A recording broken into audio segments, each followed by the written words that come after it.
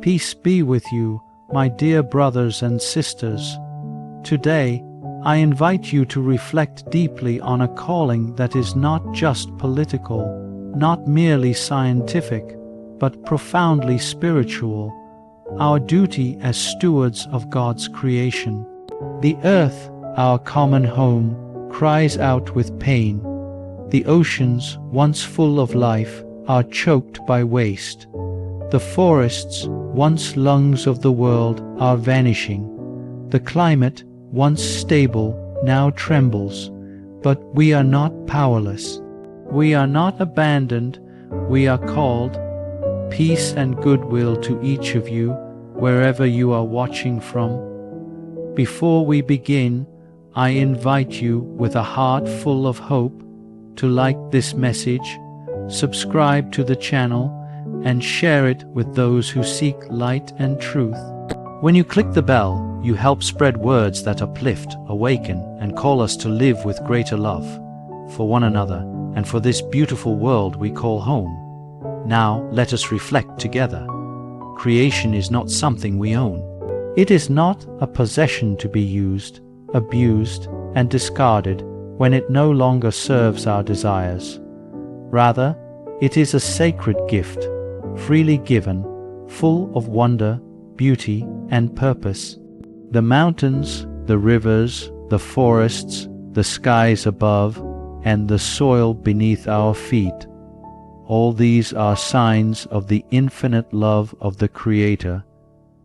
They speak silently, yet powerfully, of harmony, of balance, and of divine intention. To receive creation as a gift is to accept it with gratitude and humility. It is to open our hearts and realize that we are not masters, but caretakers, not conquerors, but collaborators in God's ongoing work of creation. Every creature, from the smallest insect to the tallest tree, is part of a divine symphony. Each has its role, its dignity, and its place in the grand design of life. When we treat the earth as a mere object for profit, we reduce the sacred to the mechanical. We silence the voice of creation, which praises God without words. We become deaf to its wisdom and blind to its beauty, and in doing so, we also harm ourselves, for we are part of this creation. Our fate bound to the soil, the water, and the air we so easily take for granted. We must learn once again to walk gently upon the earth, to look upon it not with greed but with reverence, to live not as consumers but as children, receiving with joy, protecting with care, and passing on with love. This is the beginning of ecological conversion, when we no longer ask, "What can I take?" but instead, "How can I give back?" In every sunrise and every bird's song, in every drop of rain and every field of wheat, there is a message from the Creator. I have made this for you. Will you cherish it? Let our answer be a life of stewardship, gratitude, and deep communion with all that lives. There is a profound and painful connection between the wounds of our planet and the suffering of the poor. They are not separate crises, but one intertwined tragedy. When the earth groans under pollution, deforestation, and climate change, it is the poor who feel the consequences most severely. They are the first to lose their homes to rising waters, the first to watch their crops wither in prolonged drought, the first to breathe in the poisoned air of industrial waste. It is often those who have contributed least to environmental harm who suffer the greatest burdens. Families who live in fragile shelters near flood zones, workers in fields exposed to dangerous chemicals, communities who rely on rivers now contaminated and dying. These are not distant statistics. They are our brothers and sisters. Their pain is real. Their cry is urgent. To turn away from their suffering is not simply a failure of policy. It is a failure of love. The earth, in its wounded state, cries out, and in that same voice the poor cry out. Their voices blend in sorrow, in hunger, in displacement, in desperation. When we hear them, we are hearing the voice of God asking, "Where is your brother? Where is your sister?" Justice for creation and justice for the poor cannot be separated. We cannot defend the land while ignoring those who till it. We cannot protect the seas while neglecting the fishermen who rely on them to feed their children. True care for the environment demands care for people, especially those who live in the shadows, whose dignity has been ignored and whose needs have been forgotten. And yet there is hope. In many poor communities, there is a deep love and respect for the earth. Knowledge passed down through generations, lived in harmony with nature, practiced not in abundance, but in gratitude.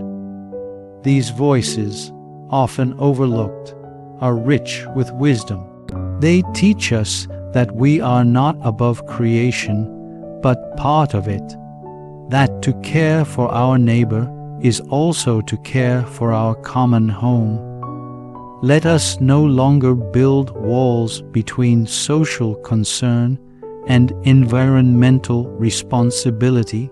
Let us listen to the rivers, to the forests, to the silent pain of our planet, and let us listen to the voices of the poor, because when we respond to their cry with compassion, justice, and action, we begin to heal both the earth and humanity together.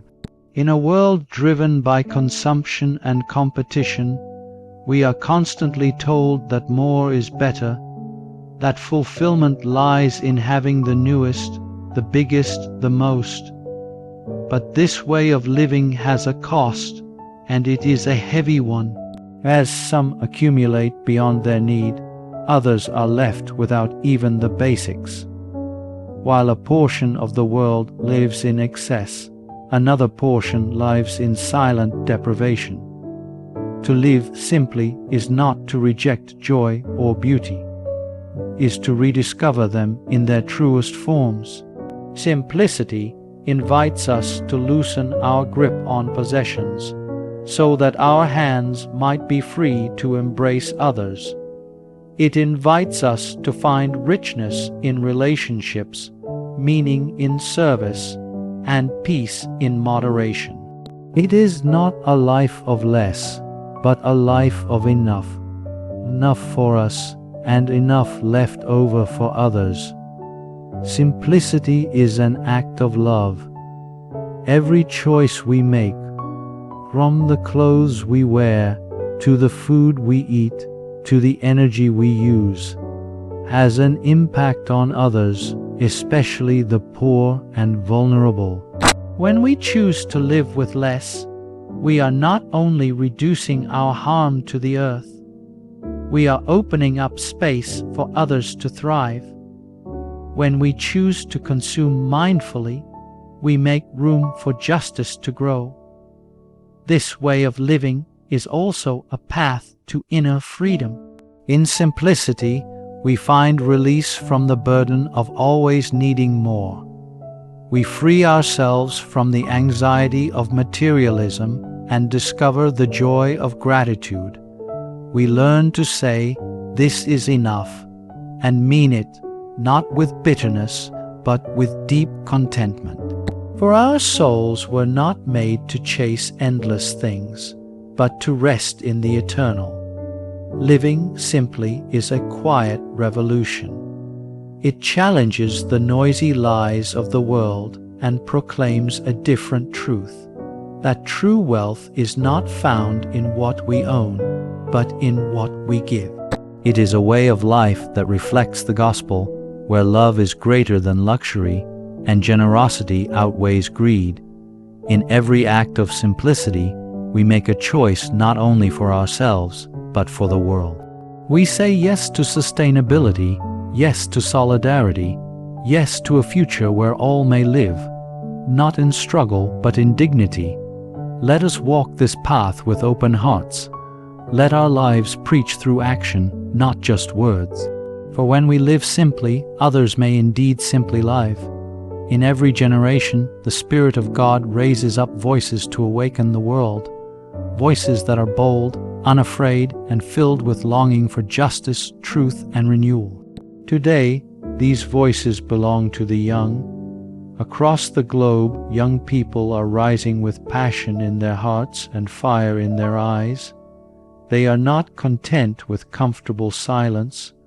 They are not distracted by false promises. They are calling the world to change, to return to what is essential, to honor the beauty of creation and the dignity of all life.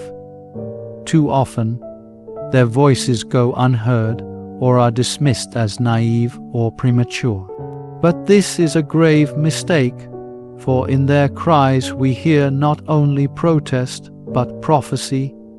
In their dreams we see the outline of a world that is more just, more humane, and more rooted in love.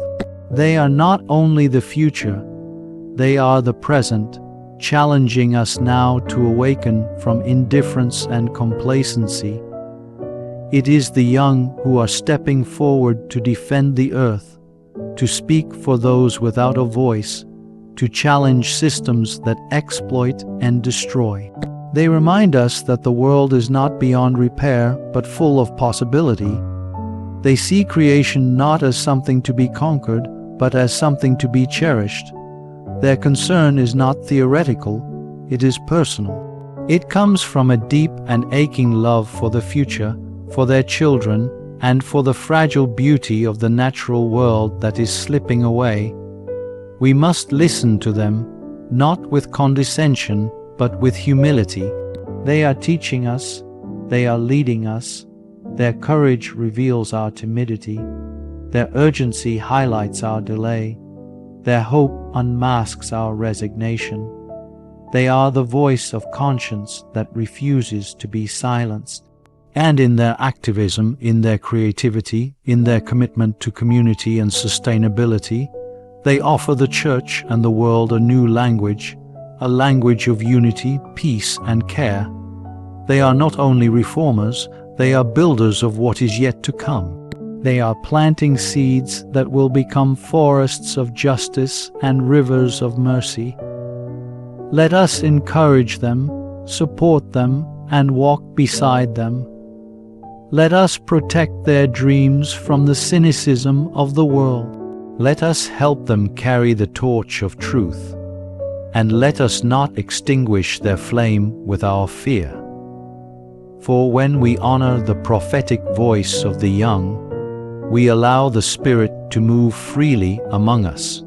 In the energy, vision, and compassion of the young, we glimpse the heart of God, ever young, ever new, and always calling us to renewal. Lasting change does not begin in policies, programs, or public speeches. True transformation begins within, a quiet stirring, a whisper in the depths of the soul. Conversion is not merely a shift in opinion. It is a movement of the heart, a reawakening of love, a return to what is most sacred. Without this inner turning, all our efforts remain shallow, and all our actions risk becoming hollow routines. When we speak of ecological conversion, we are not simply asking for better habits or greener lifestyles, though these are important. We are being called into something much deeper, a new way of seeing the world and our place within it. It is a call to rediscover our connection with creation, not as distant observers, but as members of one family under heaven. This change begins when we allow ourselves to feel again, to feel the beauty of the earth, to feel the pain of its wounds, to feel the suffering of the poor, and to feel the quiet voice of the Creator calling us to live with reverence and responsibility. When the heart is touched by this awareness, then we are no longer content to live as we did before. We are no longer indifferent. We begin to live with intention, with compassion, and with courage. But this kind of conversion requires humility.